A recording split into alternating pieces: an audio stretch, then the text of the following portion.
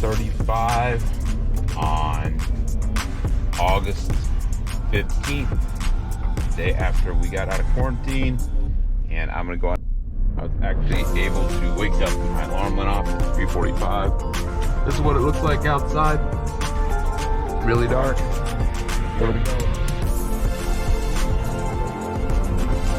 Getting away for a few months, running someplace else is kind of nice. It looks like this is all kind of new, although it's not new.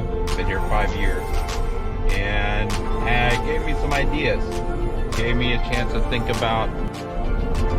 Called 100 days to a marathon. But I counted up the days, and I think the registered activity days was about 128. So maybe.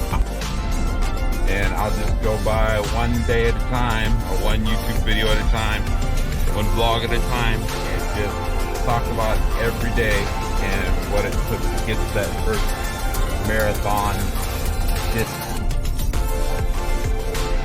I'll let that thought ruminate for a little while and see what I finally decided. 4:40. Morning still. First time I've been on base freely for about 3 months, since about June 14th, and forgot how to check in. All right, I'm gonna start my first big run in 2 weeks.